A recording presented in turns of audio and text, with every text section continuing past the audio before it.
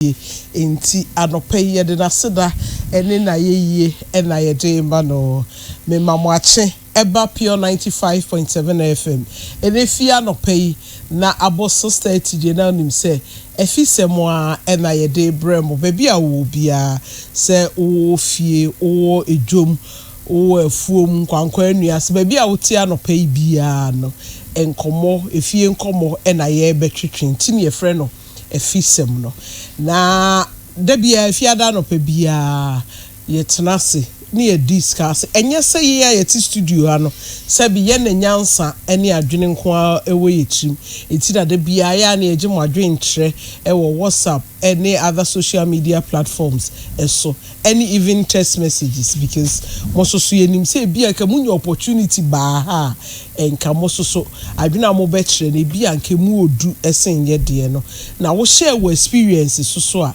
na obi so de ne de atoto ho ne nyina ye fair futuo free ye nkomodi a ye die ni nti as usual in a few minutes time me fa telephone calls na ye see ye hwe addiction kra ni twi ye se bibi aka wo ho wo ye ho hwe a enye yi te se edin pa se ubetimi akọ ebi die substance abuse ebi a sebe onum nsa onum wi ebi a cocaine ebi kra ye taa na ibonto na ye de ehye yenum no chesa aka ne ho wanya bia oda otnent oda ena obi so de interestingly shopping ne de ni se skade ton nsema wo so odi ko gina se boutique ana se jewelry shop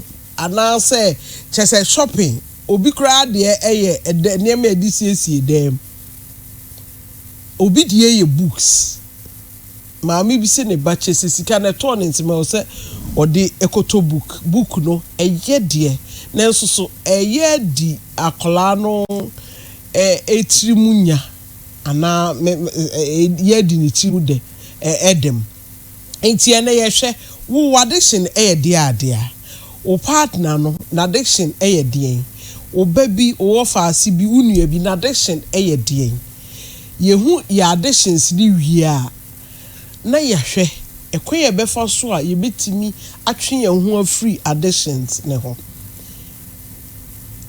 addictions ne dawson obi die ye betting slapping to a good morning obi die betting BYT mechiao chese na no me na okwabrane achimi asi ayi TV ho se me hwe we say New York die no o bet ni say ho de o bet say gra minim ho ayi chese ne die ne betting sika de ton nsem e wo so odi kutwa obi die ni lotto chese various addictions na ne ye ka ni nyina bom ni ebusa se wo addiction ye de he emu de he na edin se wo betimi agyan ugyan a enye yi obi se o de wadwini siso se o ade mpese mi gyan a easily wo betimi agyan obi si nipa kronim de o keka efi se edin pa enye se ade na ono wo ye no ope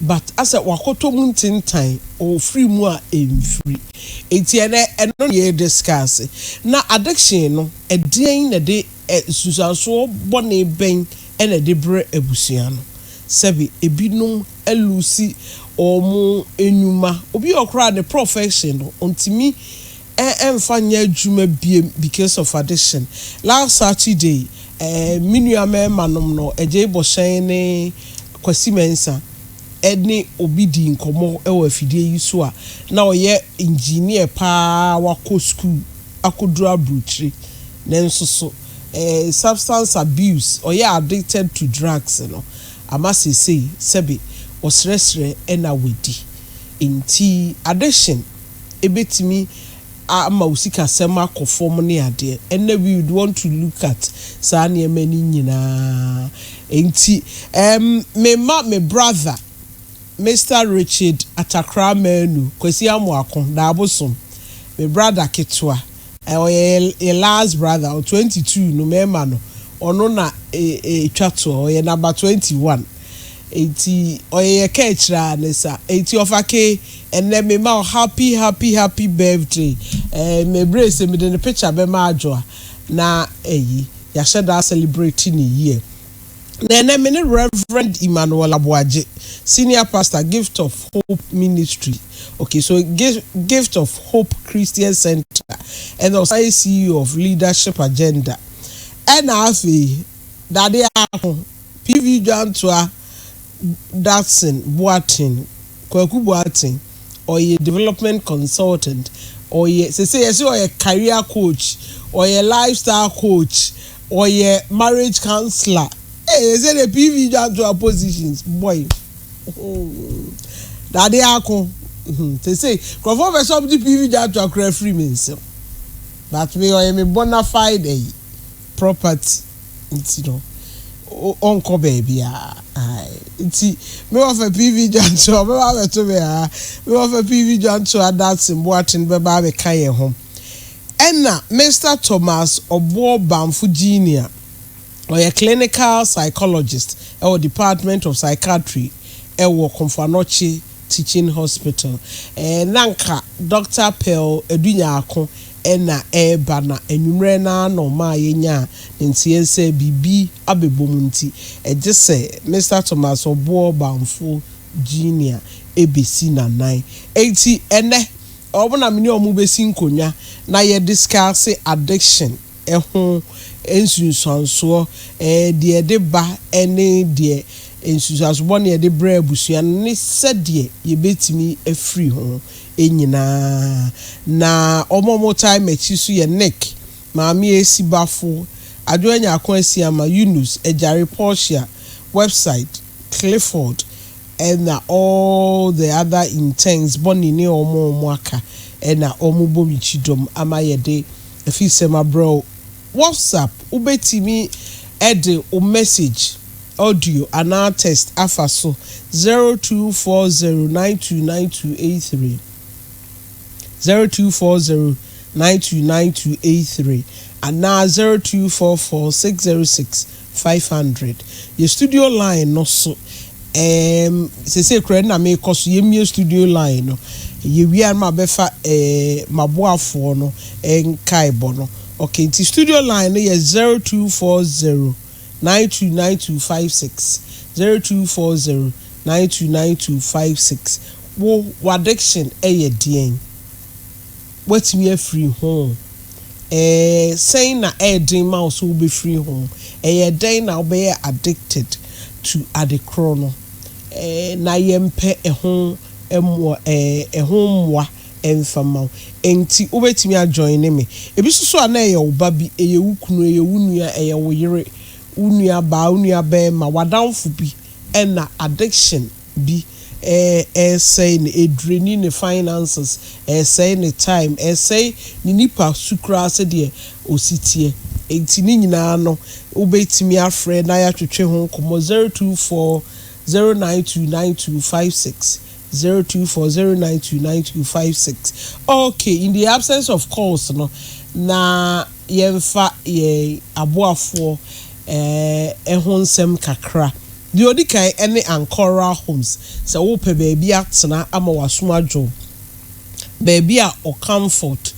ehoye luxurious ho eho efe ehoye kama bibia dadieda wasumbejo privacy assured safety guaranteed na Ancora homes wo IPT junction esu ye boa traffic light no o branch on senifa so said wo konya ntreni ase a be 2 minutes we see achichiri crew yesisi adan bebre fefefe ewo ho ye Ancora homes so betimi afre yen wo 053 021 7766 053 021 7766 and 0244 606 500 0244 606 500 na only Ancora homes akasa ene me call graduation enra na ya awade na enra awade no me ma no junior ene na naso adwa angel kola ene omdi kodi awade no na kyese bibia ekoyi enwumre no mo frɛ no mo damasi because mama mo adepa enti angel kula na ye kanfo ama mo amo ye ma wade next graduation bibia wo ye bia wo se angel kula enjoyment cooler na wo de mama nko telephone line so na memra. Hello, good morning. Good morning. Pacho udi ni baby akasa free. Yo me de kwaku. Kwaku pacho mintie o addiction ana uni mo bi o addiction na addiction no eye dien na why addicted to. Okay. Good morning once again. Maybe no na kenya addiction but it's a addiction. In a sense this time is na means that any feelings no baba a dark kakra but because she already na but not that time sa na pa mun na ke se nya hom until I bring it up if you look on Michelle bina na and I not those into and last the mean to so why addicted to constant sex? Yes. Okay, but you meet you. And it's me who am I any final ever shaman Sibia Kabako and I'm giving their view. People na or wish with Madame what is for me? I mean, we may be meeting through years, so once a week, very nice topic committee suggestion everything with my partner. Okay, ain't clinical psychologist ne ba any in fact suffer the PV no nyina ba ye bepe ho answers e de amount me da say osin addiction ono addiction e constant sex akane ho se wonya oba opese enam enna etoto aso anti ema no stay. Hello, good morning. Hello, good morning. Pacho udin ne baby akasa free. We didn't see the color. Maminti. Okay. Maybe no acquires we can about the end. Untimini obaba akontina. Why you promiscuous?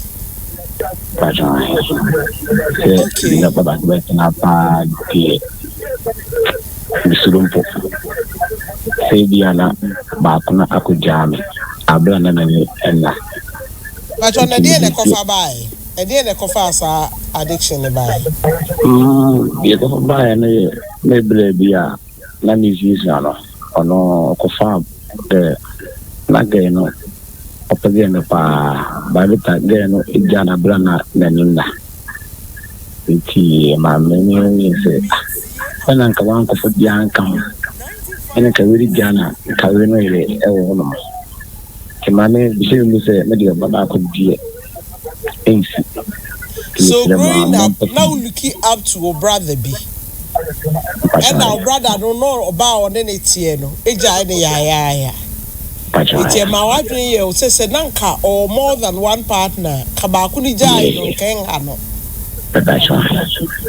And now more addicted to promiscuity. Okay, medas. Mate, medas pa. Pacho me bra no ono so edie no o se na ohwe obi sua no ene nipa kro no ba one ne te disappointed no enti ma ekoye se na dwe nse senka na o more than one sexual partner and now one partner enka ba kuni jai no kan hadesa ama afa ho wabeye promiscuous untimi ne oba ba ko entena addiction any dien na oye addicted to a otwe hu efiri hu a enye yie etimi drainu usika sem o time chese unim die wa unipadua nkro betimi akofa how bebre abro yare ene ade na ene yesi ye hwe ya the various addictions a ye wo na ya pe anu sibre ya pe a solution to sa addictions ni nyina me so obi addiction shopping and the back of school na or throw about the mother no or say my mother's hobby is shopping enti ni nyina eka ho pacho good morning. Hello, good morning, thank you. Me pacho set na wo ho no radio de wutie free no pacho ntimi endrom ne kakra ma me okay that's it. Yes, madam. That's okay. Okay, me pacho. I did say na wo kan. Me oba for but me pese e bia se me pese obi fofo bi di nkomo. Ite bia me ni nkomo obi fofo na me nsile. Aka me ho me tiri nya. Oba na Bema. Bema, enti me nya so bia kra. O ko se dan pen nkomo. O so obi ni be nkomo night quarter. And no na come home. Now, now husband when who stay up on the phone with other people. Or wow. It's just say when you be for running a din komo. Okay. And komo bia me tini me omudin komo bia. And be a phone sex and a BB. David. Oh, okay. But who can one a din home komo say because some pen komodie no. Ama se okopen komo foforo ewo abonten woni na atase aka ho asem last time me say owa adwuma mun kama frɛ no na ye di anajo komo bi sa ba me frɛ na so bi tia tia kwa na akutu komo off okay say bia no you busy with adwuma mun ti ya no feel say odin komo no be ha na and yes I do but I was saying, "Kunya break across so bad that we should be doing come on me night course here." What about say bia obehwe movie bi and now betie music bi? Movie me 10 minutes per meda. Wow. It's me any great movie. Say me on TikTok me re. I mean they make me a but no me my boring. Me kasa dia na my okay. Nampacho o ma. Any afika kran ka betimi ni o madi nkomo. Omo ye nketewa pa ya pa dia ba ka omo ye nkete omo so pe ha ikoma metime ni o ma di nkomo de gresa okay so me ha wono pacho you me das ye be ka ho asem how no ye bebreu I'm sure say ma me see noti all of them down there or no constant sex and an addiction there promiscuity I an addiction and I am mommy or say an adjon komo e wo phone so ni kunu mpe kasa ni kunu mpe nkomo nti ama o ya na ope obi oni ni bedi nkomo especially e wo phone so anajo nti e manene nkrofo foforo kobobo nkomo ebetimi de niema bebre aba ebetimi de wo kan say wan kan say chese ansha na obi susu nkomo de onene bebo no na twe no afiri ni wura ho akọ baby foforo ene yebeka ni nyina honsem 0240929256 0240929256 yes say edien ene ye wa addiction edien na addiction no ebaaye edien sunsanso bone na addiction no ede abrewo 0240929256 0240929256 ofra na yaje wadwentre ni nyina ya bonkomo no 0240929256 hello good morning Zagoto pacho dine baby akase free we mean to be the basic that's okay. That's okay pacho maminti you Zagoto we some dey bet no okay ese ba ku bi de avatar aviator media ne sports bet and football If school now, as a demand wide and Madame Fubi, I introduced you to chairman. First time now, try and I am a man when I'm a free off. I go to Abuame, dear, and I'm dear, and then they haven't said, and into a mamma to me, and yet you may be uncle. Because you may be a maybe a pay I debate chairman. And so many. And so many. But let's not there when I make a cambo more, but to Mrs. Shepherd. There or number 10 cities and 100 cities are two actually. And how sick as him. And I'm a yes, and this means you know. But Usika Kushim, like Dabby. Moka. Oh, the enemy. And yet, a Moka members may bonny the enemy. Dabby Moka, but I'm into me, you may be an Hamino. Sorry, the beer and I'm a dear, a human, I was seeing our profession again. Next to my school, I am a master in Navy. Oh, okay. But I said, I don't think me, you may be. I am my addicted. In the other, me will fear and perform in the office be a mere perform and answer me because I'm going to be okay. There I'm them. I'm also. Wow. We are ever started giddy and but one craft and grammars on free. The computer on ground. I broached it and I got a day. That did in French. And then never we ever started premiership. You will be a school no. Based on the plan of a school high. Oh, I want me that even there and you want to be at us as the best in the beer. Wow. You want to meet me and I have no. Then you be a shop will be an RBB. I go to the end of a 2 minute bed, cigar made the bed. Oh, a business, no, not the bed in Sika Nikushim. I go to last week, Metina home is 20 teams, and I'm charging 500 cities. Now, about 3 big enemy. And you know, aye. Hey. What if 500 Ghana, Eddie 500,000 Ghana cities. And Crawford here very your number. I mean, I want to meet you, my quite before, and I have been. Wow. Okay. So how far? Yeah. Bit how far. Mate, me da si. Ye be ka ho asem. Okay, sir. Hey.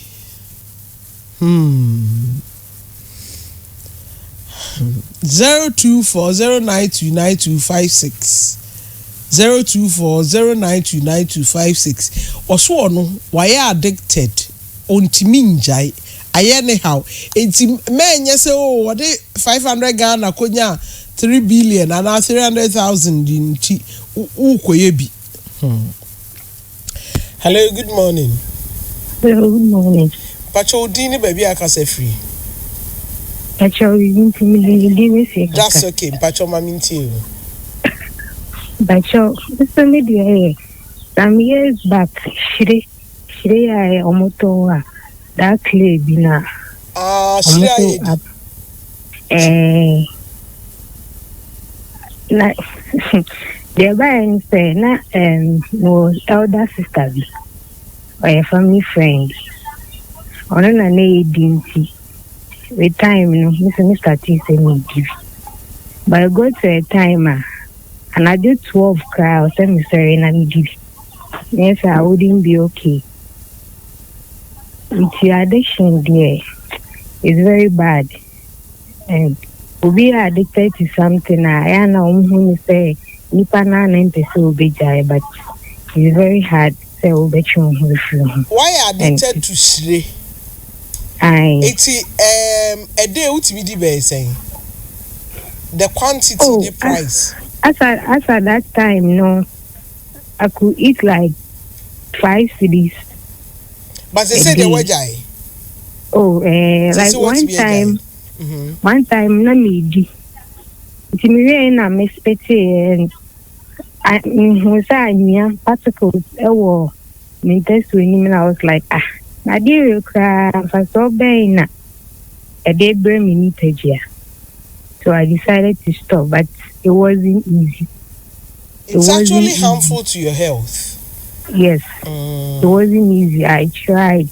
And the funny thing is, me try is a me. One time I went to town and I make up baby, I make up fire and make up PA biso.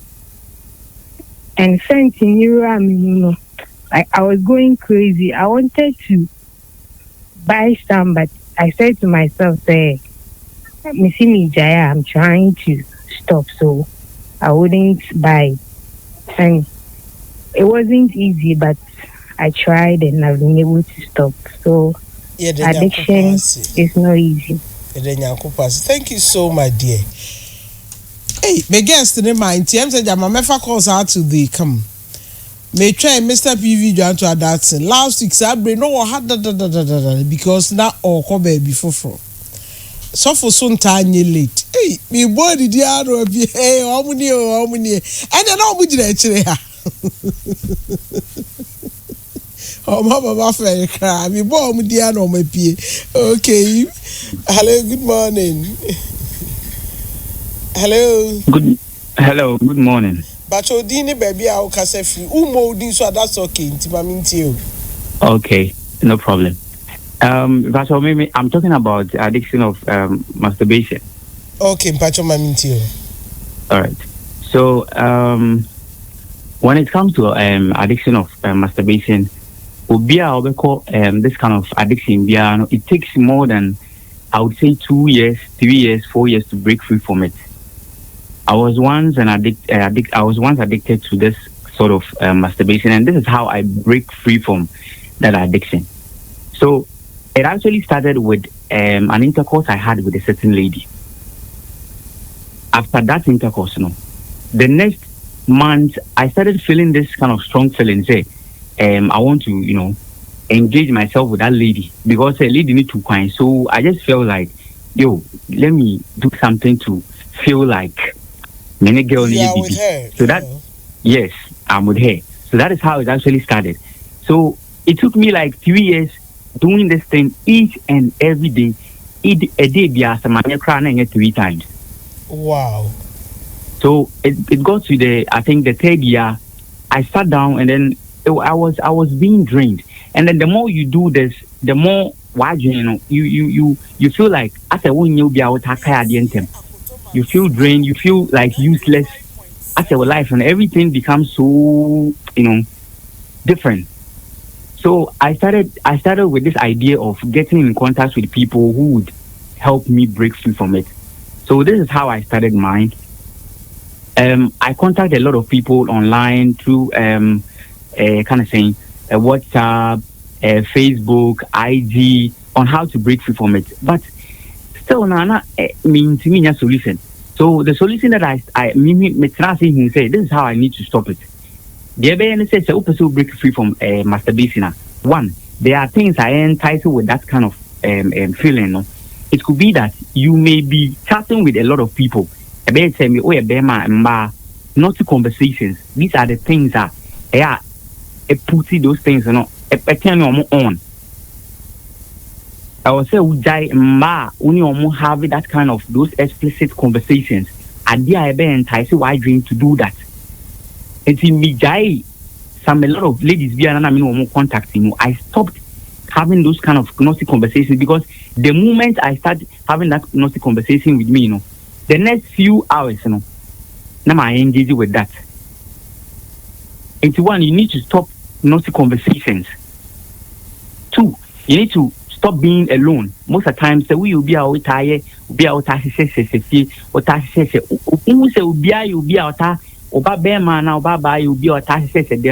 need to be very careful with that because these are the things that are possible. Now me say me yes I did then na ma tell me ho na ma kwese dem after me ye bibi me ba then I go and do it. Wow. So you need to stop having not girlfriend. I was having a girlfriend, but still I felt doing it more than even having it with her because I dream my tuning is say and then me having that more feeling that even having it with my opposite sex. Okay, thank you so much. Okay. Yeah, that's it. Hana me de phone course no ABC na membra studio. Fi say papa fona bomb with this no mo tete no mo ko biara o mo tete he ya.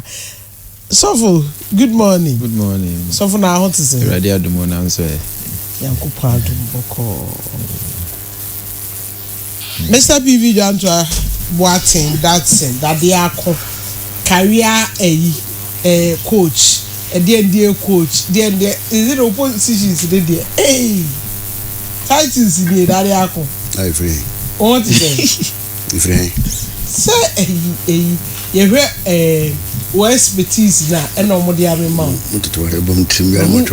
Or flyers this week, but whom flyers bear 5? Say. But I'm proud of you. I'm proud of you. And you know, say first, no like of future politics in Kwa and now can was it. Started a few sema starting my says oh no, who see fee. Sometimes no to bonnet kakra and hey, boys in the TikTok also I say PV a foot will be a foot bonnet come back me abo. Yeah, that's a very important to say. Ucheche yen kakra and but almost say yeah like polygamy no yes mama no so and no quite problem me we are rhetorical mean you are doing but just say if you boko Yamela Maboko Mr. Banfo Yes madam et say I said the tiefo hu anim yi mahwefo enche da hu anim yi o mpese be hu anim yi ami fancy o du pese o do anim sie ka okay, I mean, yes, and then zoom camera. Okay, Pacho Bibi Aboko. Yeah, the young couple was messed start here free because so now we clinical psychologist. Okay, ye kasa addiction obi aboa mi se ni twi say what to be bimu 10 time. Oh ma me you say okay. Or say addiction say bibi afa no mum okay yes in tree no bibi fa no mum any addiction okay so nti e ka addiction eye dien in fact me pese me bisa the first thing you say addiction a medical condition ana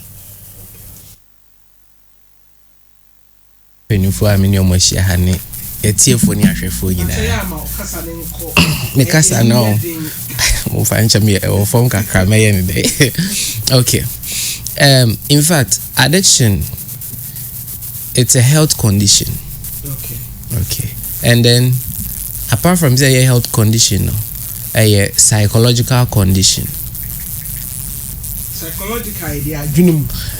in a way yes let me put it that way idea it has to do with the brain and your thinking, the mind, how it works. That is what addiction is all about. And see, at a point, people will have different views of how addiction should be defined and how we should expect it to be.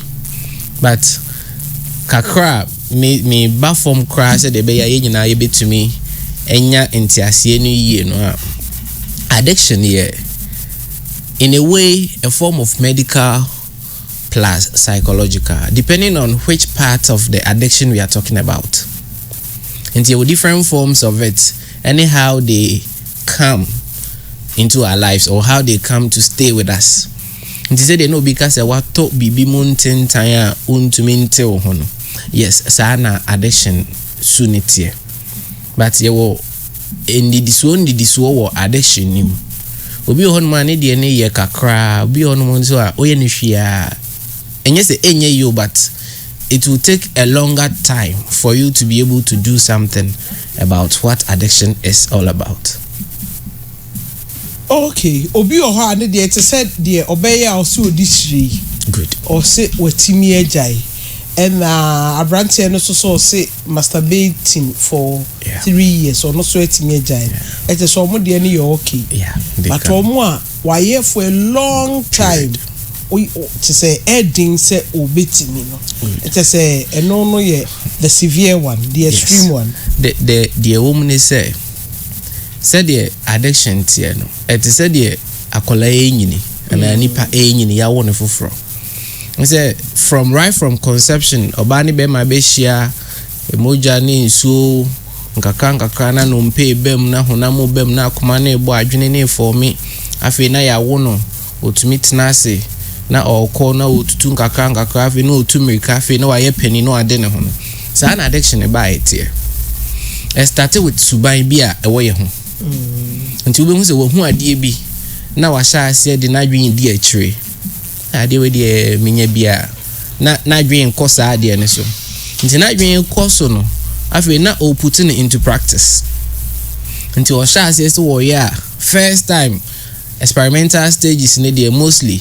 nkaka mefa ye boy ye ne no monsana boys no monsanya example nti ahase no ebia obi kra na wahu se obi nom wahwe ni TV so wahwe se bia ne nua bi ne bra bi efie wahu bibi ana wate bibi nti opese ohu se de esitie na wakọ tribe ako good to okọ tribe ako no the way besi aye no na aye ni se na die ni oh na damfo bi obi aka chin so ahase de say ya and ono akra to me encouraging ho first time there nya hwe ma me try second one hwe nti odi ba ko ka ho say ade no ade no eye me say we so ase me anhye da hu ni sa nti first no say na onom one thought ebeye kakra no be hu say onom half bottle enya ne hwe nti say one bottle half a thought ne ma no mfa say ma no nya some energy bi at this time no half bottle no ena ebe ma ne say energy na obenum half bottle na to a point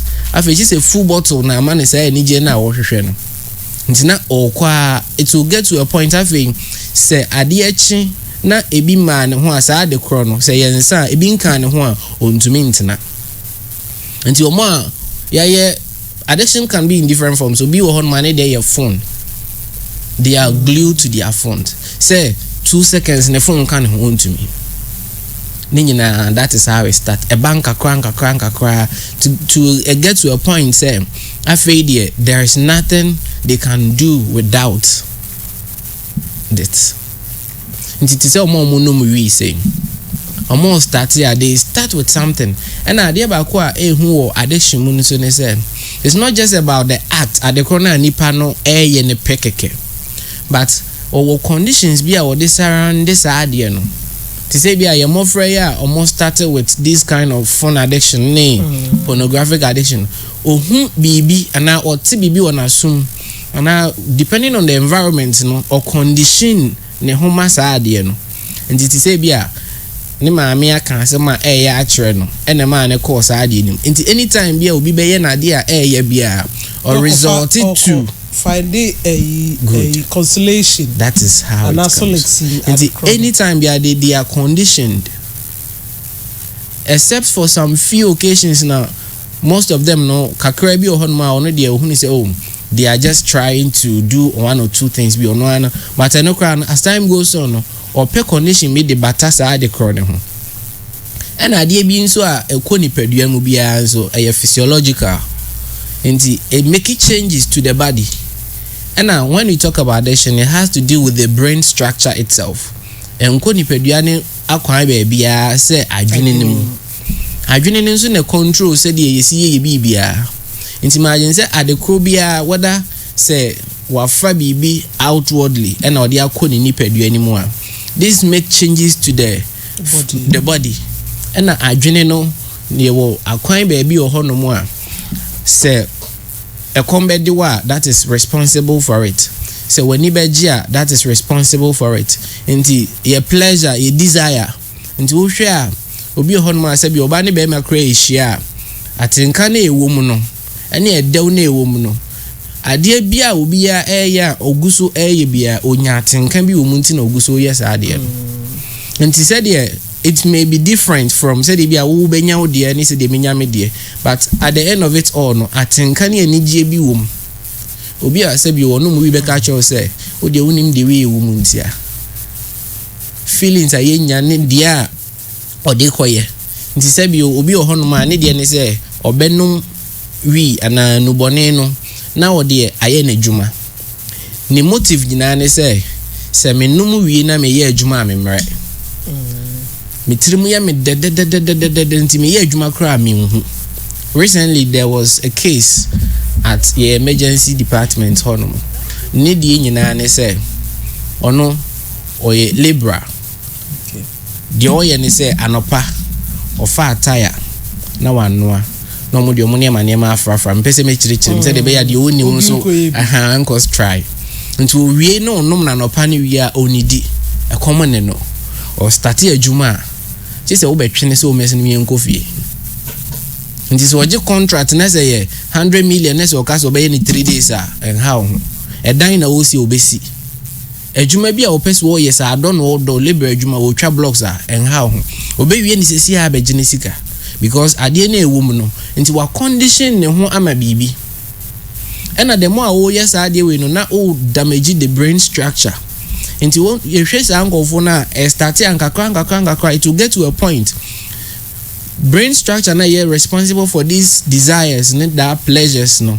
it gets to a point enim say adekro no a wo ye no how you cannot just stop wono anim say ade a wo ye wo say o liver onim de wo mu bia but say wo be jai say adekro na wo ye no onim say ade a wo ye egu nanim ase say be yemfa omo ye into pornography ne sexual addiction for no onim say ade na o ye no baby a okika kono ebi ase bi onware obetumi atomo na wa try ba ku bi kra man ka ye ya ache no but ontumi njai your car so I promiscuous no and it your so constant sex no good. That was my fear and onya obeja yo ohu the consequences na surround this ade no but adwene na a condition man say this is what we want and it is a maya ne honto no they become restless obi hono kra say was sorry no papa na on debi ontumi enti etimi ka so obi hono ma o wono de da ko wondwe mu a ontumi nda ontumi ntena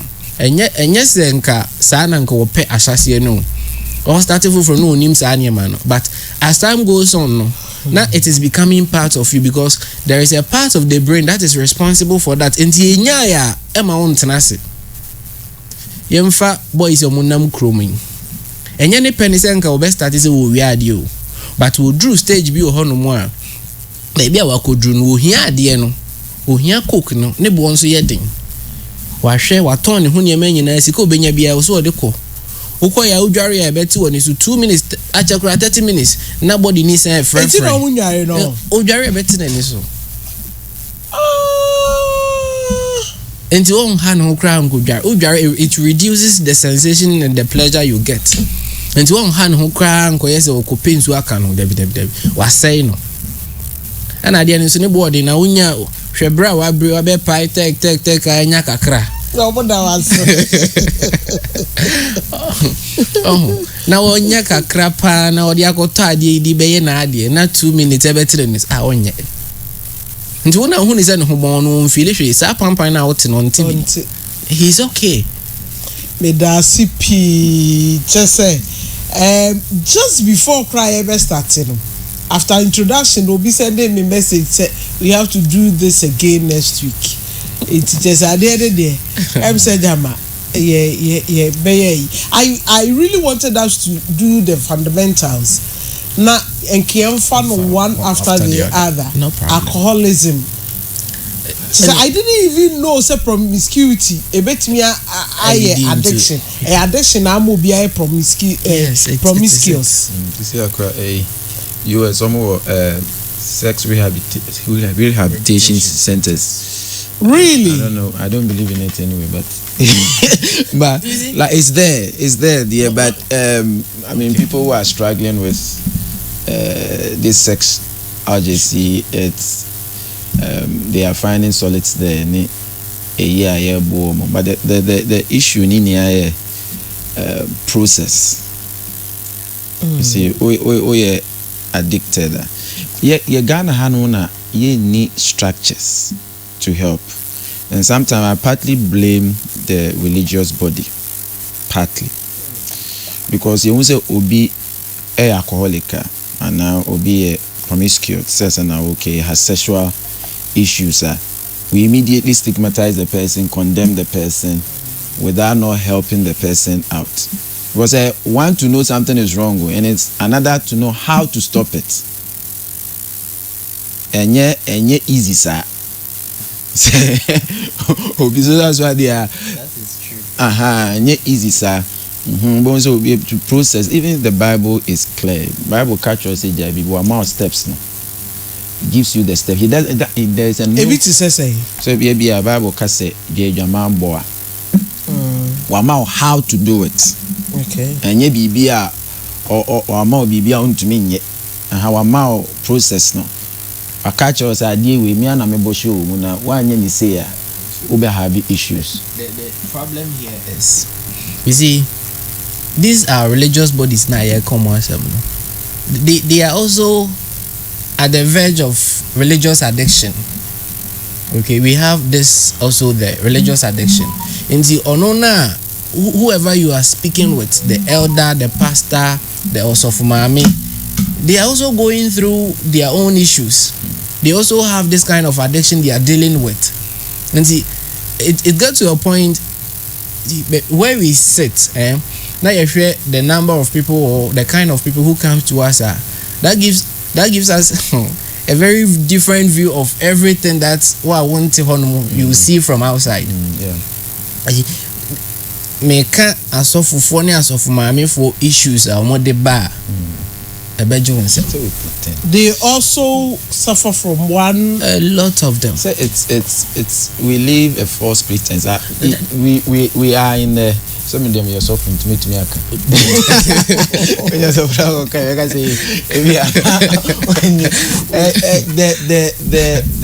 it's a huge problem.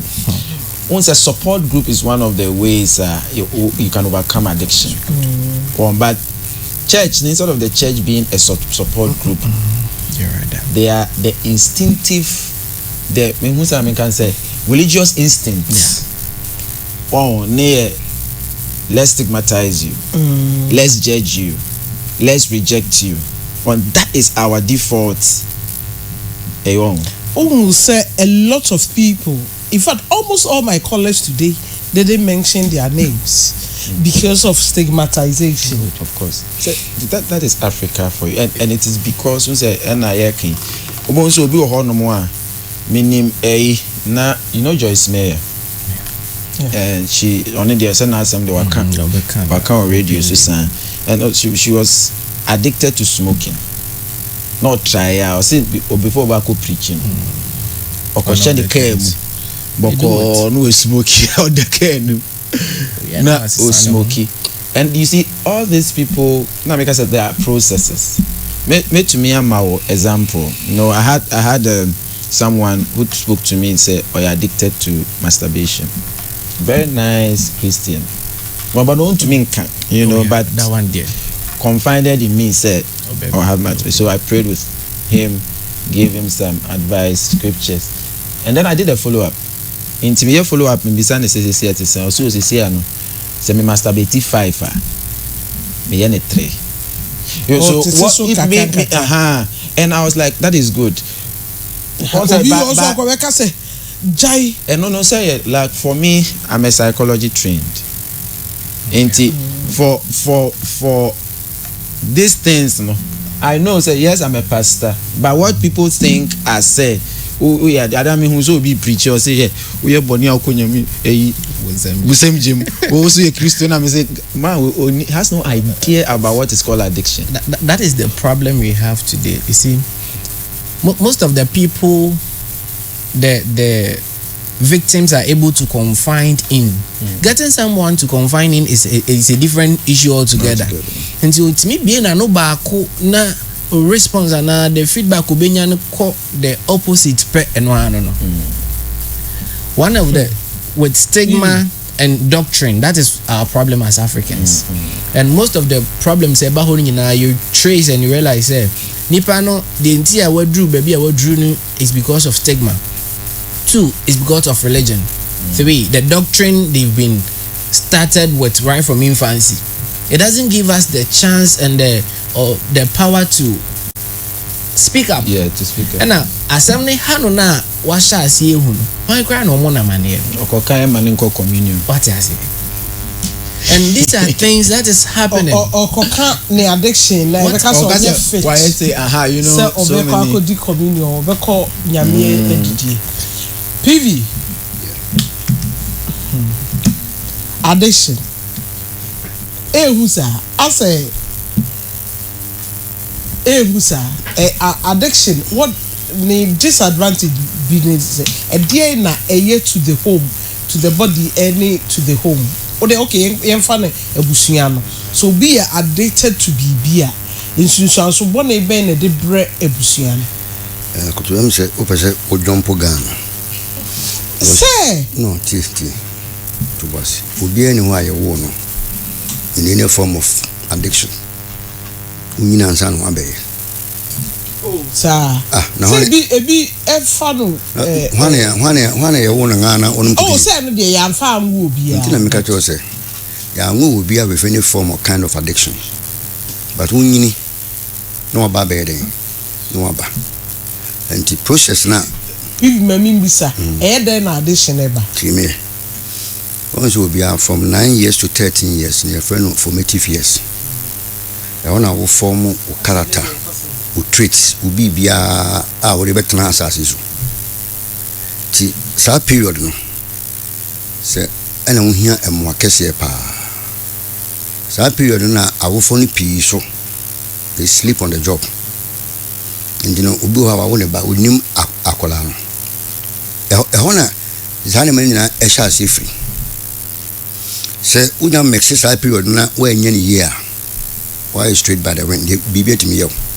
Na me aduma na wait my samba back. Now, I go to let's draw a clear line between a habit and addiction. Okay,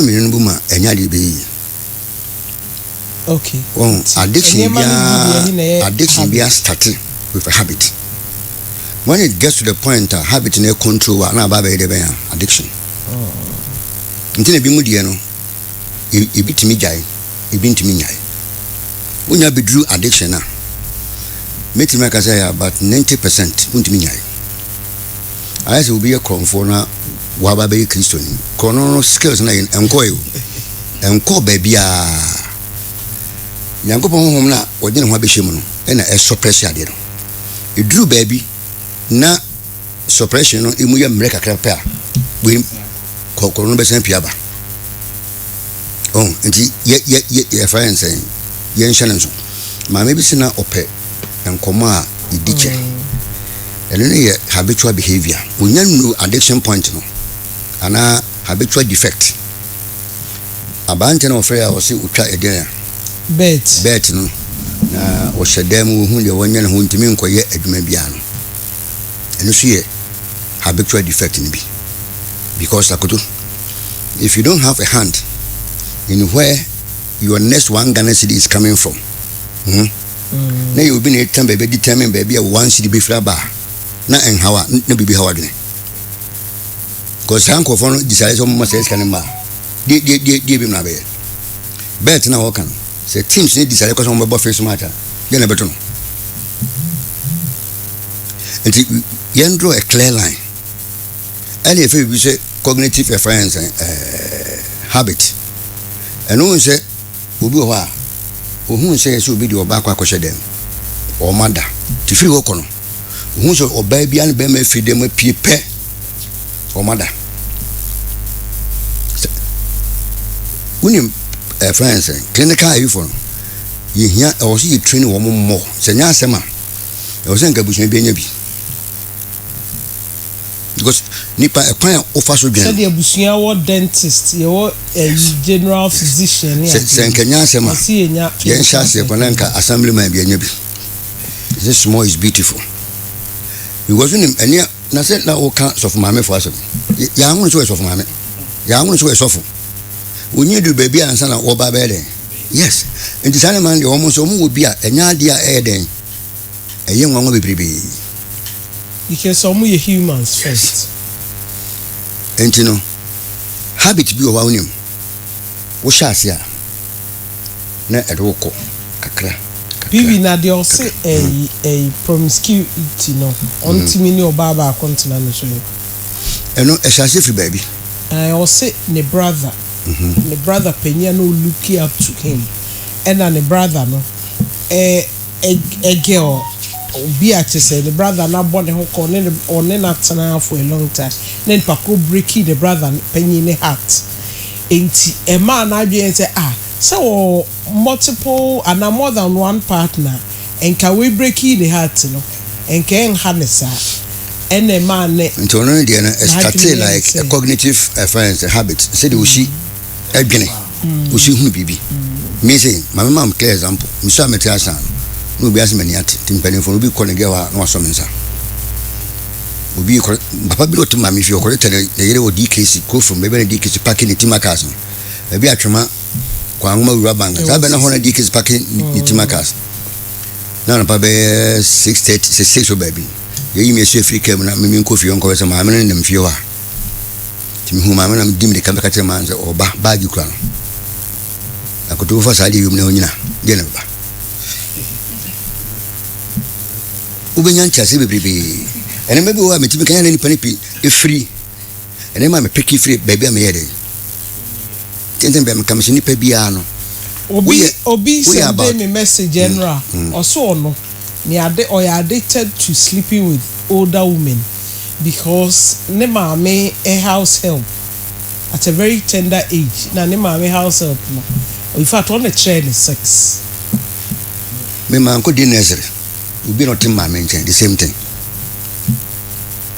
chafi isani dia go yes friends and police and thief minim so di bi pen tu ko jana ko jana police for na hwemo ti specify baby a also be atimi connect man hwemo to me na small girls back from twene ko sha what they so enka baby ya no because I was ahead of me peers no because of saying empany for ni me yeden pay for na say o man say me because na me pio so a na menim jamen ko for so say almost na kire me entunim ade no a fine habit a fine start as habit se du be won say habit dey also timi control no se du be na won timi control habit ni biema na ba be a fine say addiction entina ono dey no a statistic baby ma me dey no a statistic baby ma me dey enye addiction no a habitual defect because also what I say now one wire no now pen koma edina anadwo sia wo kwa akọware no enye dey open kwa na o sisi o henfa aware na se nti ono dey no dey won be baby mfanfa. The problem is some of these issues they don't know where to seek help. Very good, but in time because unim and you will be anything more in time I'm going to say over the warrior build capacity because what na won ko awo ye no won timi fan ko aware nobody will tolerate that because who kura ko adwuma na do unim the rules of adwuma na we no wa ko fa sem ni ko di nkomo how tiram bisa so otimi obehwe movies ana ne mabi enyini obetimi ni o madi nkomo ba so ne mani susa the movie no so movie dey otena ho 10 minutes obeda no da sana so na adwo no sometimes no accepting into our psychological therapies or who was certain situation we hear some counseling into training no what's that make say obi be jai be a process na sa process or no as a person no person you willing to subject herself to the training. That's why they are there. That's why there are psychologists. That's why there are pastors. That's what into say oba now no because once the Bible can be transformed by renewing of your mind. No matter the goal you set, you have to do adjustment to your activities, no habits. So when you adjustments. Now sir adjustment no. Once I make say one of more na broche o man who say omo agya to say me pese me nye footballer na me I need a trainer. Even CEOs ni managers they have trainers, coaches. Inti say who go through me nye wa adwin say me dey by my own self no. Me to me ejai bibi so easily. One here na want to me enjoy. Yeah. And unim bibi on friends BBM say uyo bi ko utimi yen kofo papa pia. There's a problem.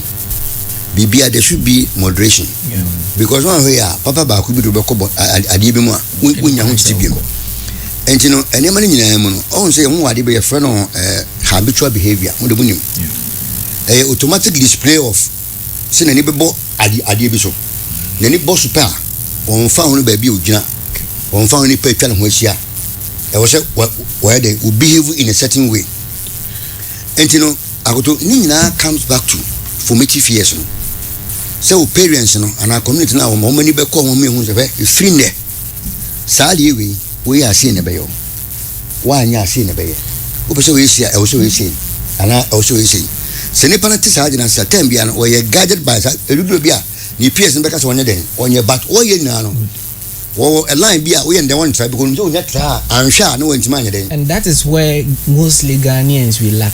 Yes, is it growing up and anyhow yeah sure ade ne cry say ye fufu no o ma me na ka kire say ye fufu a ofere so o ka kire say ye fufu, especially sex organs. Good. Reproductive organs. Oba so the baby this is your toto, this is one now o can say mommy I saw this is kakai.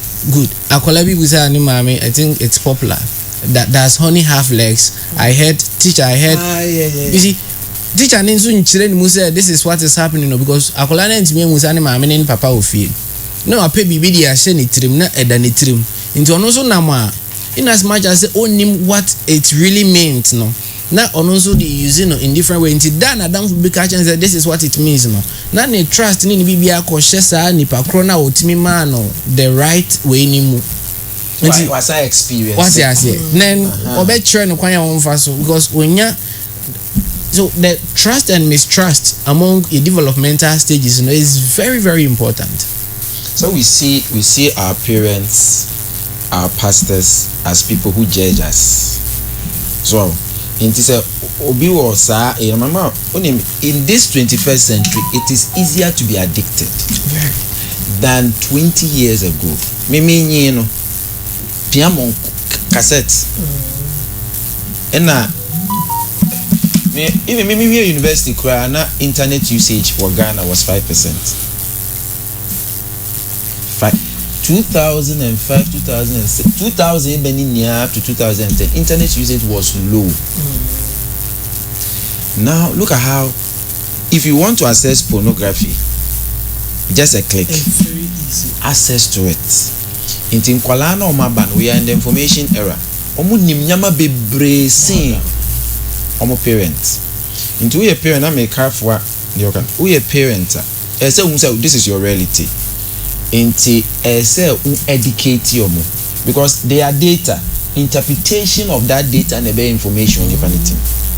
It is for instance pornography interpretation of madam for be mama no might be different from what my parents would give me.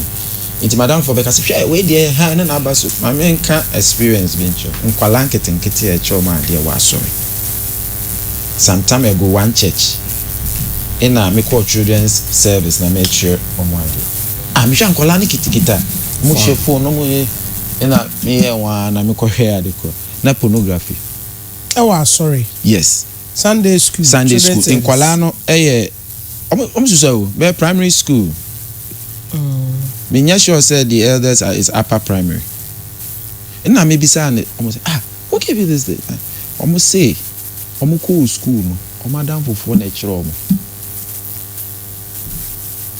so what we are pre-exposed to no you see an easy it's a whole battle nti ohona addiction nti nipa no sha say oh yes na na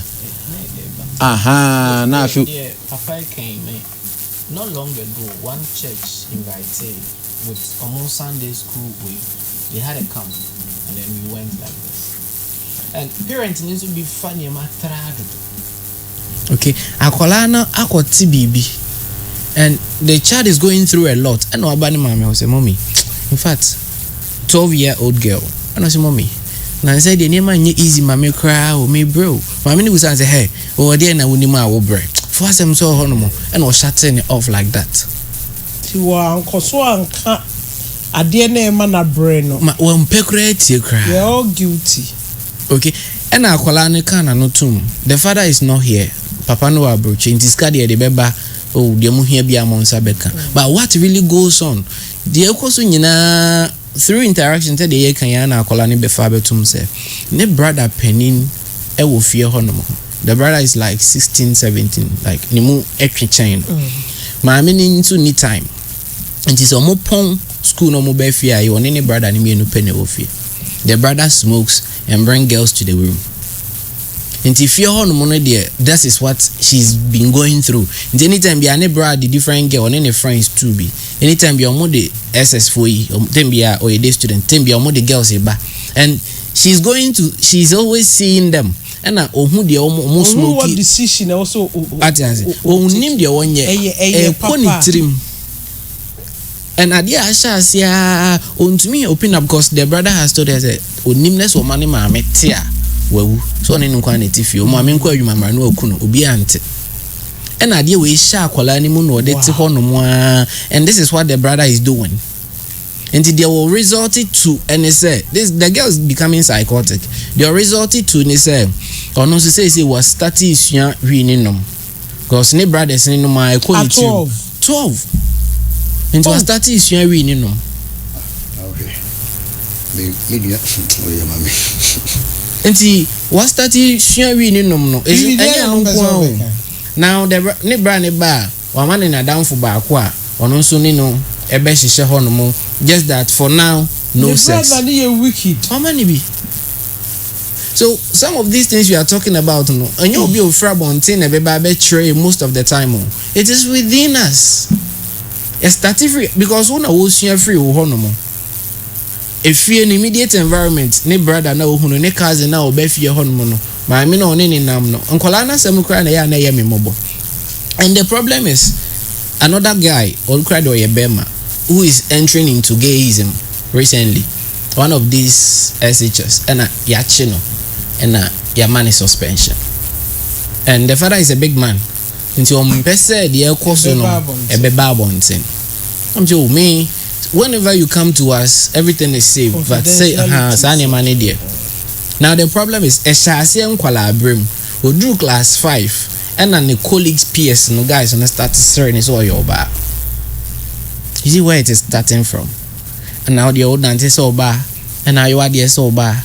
And then it man or bow. Friend, my make a channel and my because he said you are not a girl, you are a boy, and one know where we. That was the only thing. Anytime you can be the man, I'm pay once a man can tell say I could do SST or Becherasi.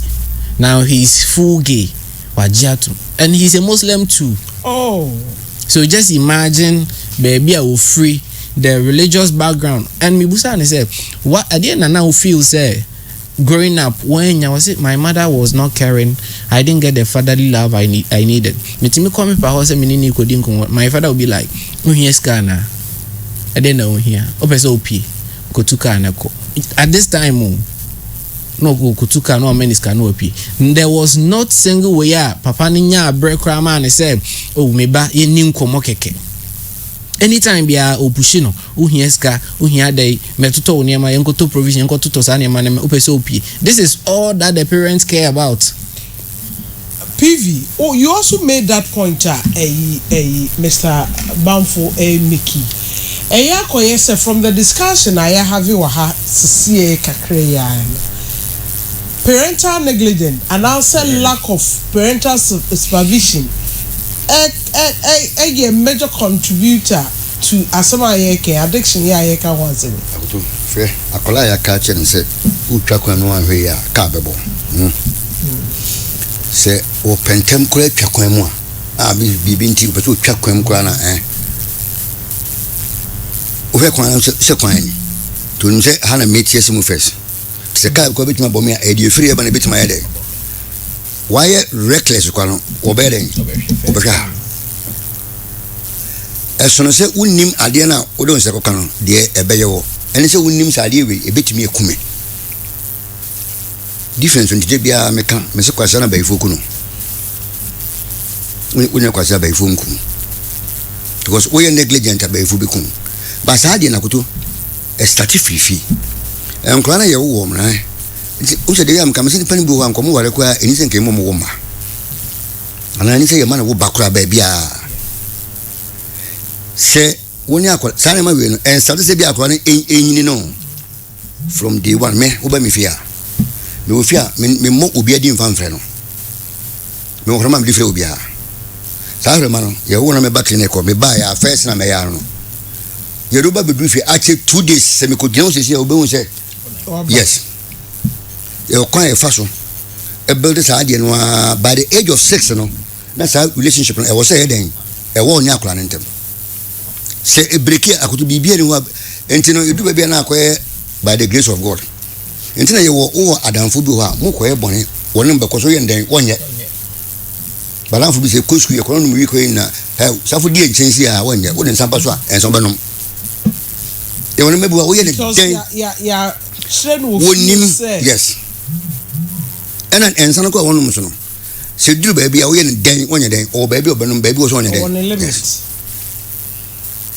so enti no parents no ena ise so ade dia break it down a check ni e fe bibi community parenting so ma me kwantia wa obi wo community wo betima tiam enne ya sofo ya dawroma sofo mami obi mo obedua ne wo fie wa obesa akura nsebre obi suma obaye nsi a obesa nsebre obi kura wa woni makura adware a mami panim wo fie obedware akura na man no debi obi change akura nsebre ene obe ni sei na asofo bi janso dem ye wo na mami obedware wo no change o shebre akoto shebre so yemfa baby na eba wo shebre ya sante kasa mienu shawbre zo pese wu china ne o ade a inu chana pan wo to ma ye kana mre me shebre ba no be bagina obi anya sanse mu no shebre yemfa baby na eba kasa na won tiase a ma different interpretations a onim na ho so na shebre fo ye destiny wabra ba say shebre fo ye destiny into mo ye destiny helpers na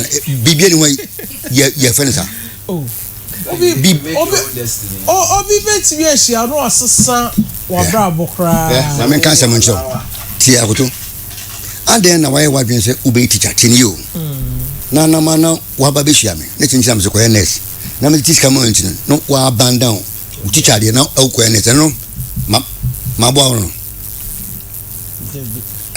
it means how na me destiny helper ni nyina akoto ye ntwo no ba bia entino eye adia are we failing as parents?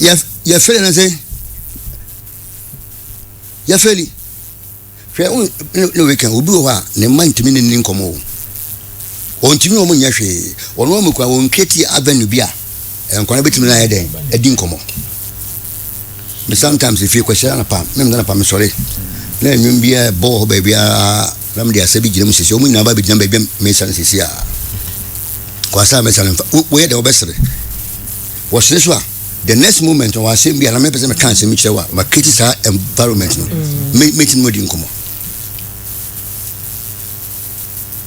ebisu no entisa enti akora na ne nam no no wo peke ne nema wari bo ne brawo enti na wo hwa a omo a wonim omo so ankora mtase kese pa so ye omo ne papa ne omo ma den etina ye nchiro mo hwe hostless no omo shalan say o de bia me kamase papa bi ko adwuma be hye papa bi ebe hia no enkora na message fo wo omo no wo ho ahome tiche wiase ni panyina wo mo ne gu papa adwuma se papa bra bo nyina wo da se mama kan wo padako yes subject ai ko ne ma menti timude yen kana sem be ma bia so se o pese o trene ma no pese o ye ne ma bibi no hu se o ba no is festering para authority and one watch no because in the worst case scenario no we fear na dekro entisade we dia akoto ye hwe ni ye se unya ya addicted a enya mre o misi nipa wi nipa 10 emu na half ntimi nyai and enkofo any opportunities pia addiction tina den I say yes last week Saturday a channel ochi obi ba a pure this week so oye engineer no kotina abruche ena o start akoto wasem wa a medical doctor won we name the implications we one step so pan here wa wawu edronomo the friends petiden medical doctor no nim se enye no tieni wo se o kan engineer ye ka we ye kan no wade ba ko edi addiction mo tintima ye learning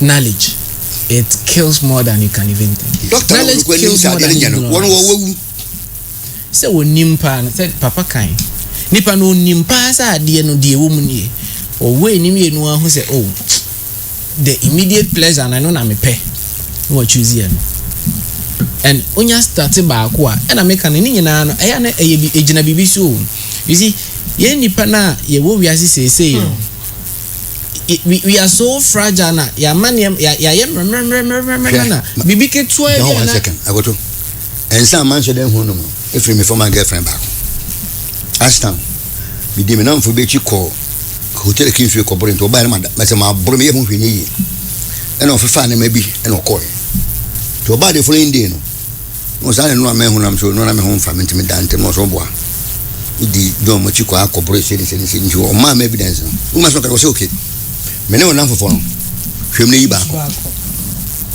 me na me ye na nsa be me oba ya no pe kamera no we sa pa no white bi no hwe bi magina hima ba na me din se che ma pa no ya bo okay Obi a odono eboa o ma to be free to ba boni bi. E ti unu ni nyina but decision bi a onim. Ba ko donim. Hwe obi a onim me papa bi a papa na open sapa. Krati ni o pon bi mo ba bro ne nsa no pa no bu ni shoot no a won ka se won ko no na wa bo yes. Ba wadi bi ho a wono no wo ye no na wo che o se say ana say One say oka Pacho Jimso Ban focus oka simbi quickly because akolana oye gay you mentioned say school ni man suspension. One say school no so mistake no. Me ba ho no mo. One say na so 1 second me refer sa ba. Yes dey na so for you so dem no. E totally wrong. Kakre bi ya excommunicate you. No, make us say that instant religious. Nani pa mu Bible say. Your friends say, yen so ye honi so ni so ye den. E bia. Akwa mu ade so aso no. Mo si ye ba tene chi. Di bi kan. Ye enka Pentecost for ye sa men sabi. Ko to fe. Me ko ba so ye tie chi do. Me ko tie me ko. Woni Maria ya. 1 second mun chese me ko aso we ji hastan. Me yira mo wan se no. Ena onye me. Na me nyere ho ade na so mpani for afre me kwaye nkanti last time frame masa mo me nkansa mo dia ni asem no mo bia mfrem bi na e pon so na e frame so pani ba ko bompa ewie ya mo sai nam sa obana me ne nyem na mo se nam sa nyankopon te so ko hu ye wanya me na mo dia na mba mo mo tie minim bi obi ye leja the following Saturday no ye ba bo me asenwem ya is communicating me after a month na me share so pani na price be fam na ale on so ko nkoko mu na okuprai ti wana mkoto ko shake ti o senjos nchen be no na me di ko wani film de man e di 2 days ya se obo se wa ko step obi de ni koko mu ale ni practice no de kan jam na e wana mko film to panyi we di e cross ma kamenwe se wo di wa ko ni fam ko shama no yisu mi me man to mi ni shema ko it's ya is communicate when power my example me wo gynecologist friend bi asem wa mbeki na bisa said abortion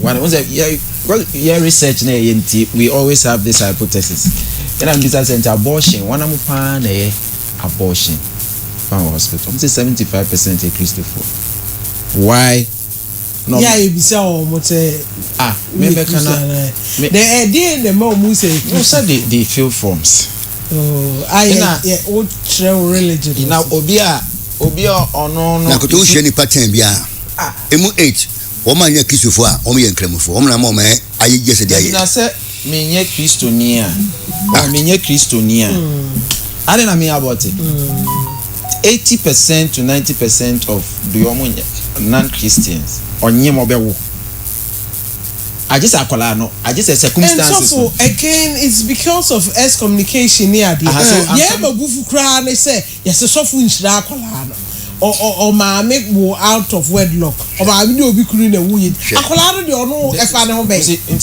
me person I don't want us to see the thing halfway but mama make it this point say the way to solve this is not the excommunicating the person and as they train the rejecting the solution is the process. Young girl wakonyima otaso dem ho. Ne boy bi kwa na den koto adwuma mu. To adwene mani die. Asa ke so fa so die. Se bia ni free. It make us say the process is very important. Oto adwene mo bi enti na chese enene nko. Akoto boni Nyankopon be kwa atemu nye boni ekowie ade papa o. So wa for be man ni Bible 16 Bible 16 o se obi kofa o ba bia oni ni aware nhihye ya na oni ne da wona yes yenye den yes ene kwa yen shama ngwale no enti wa no oba no wa wore nhihye ya wa adwene nya minimu adwum so oba no wo pese obo na da ati wetim na wore de along the process no se wo step kwa nya meni so enye bone ho so back to addiction. I have 7 minutes to go. Me wo birthdays. And then Kofinti have a birthday. Papa no will be you know. Me wo birthdays very 10 and son a year. So for part papa ye wo edu mine. Nyina ho eyi edame eyi so. 80 pacho ye wrap up. Me mama because mama 2 minutes at time now so. Ti mama 1 minute. Near wrap it up, but we are coming again. I made a chair next week Saturday. Now, next week Friday. Now, yeah, can. That's one. You bet me off one a form of type of another form of addiction. Here, this guy. The top of patch 1 minute. So, the whole issue about this addiction. Once a man school, now make us say school. No. When we saw obi or certain addiction or problem be one man suspension uncle him. Oh, so there should be an institution. I think immediately now uncle into counseling and now onya some help. Well, well, I say immediately now. Once that's why certain more structured is environment. No, yeah, my because osamba have a problem. When be an obe fie ni house na I didn't fear no one he's not getting the support. Inti my I can use my life as an example. Me or primary school kubolo nsem you know zongo 441 ima 441 kubolo nsem ni nyama bebre. The OCV me was my GSS2 teacher. So offer me one time break or see my men co break me train. Or name me counseling pan, and that saved me into obi was situation. And I say, and it's the same thing that it comes to church. Obi what problem? We should have a process that the person goes through. Once we go through that process, instead of like you work casting it out without any solution. In Ipanu, bet my helping one. So I believe say okay, so about your time now so. Wow. Next week here boss about your wrap it up. Okay. The wrap it up the main can say before someone will be in that state no and you might be brain a coso. Baako edi mu ntintimaya me na me come to me anka was learning. Said ye isisua ade fa. Nyema na esua na credit ye dem say. Any interpretation na ye de ma ade na ye esua no. Edi enya bebre. Obi ono ma enipa bebra ni adwen de ye tirimu bebre was because asase ni the way isisua ade no we learn it the wrong way. Yes, we more good.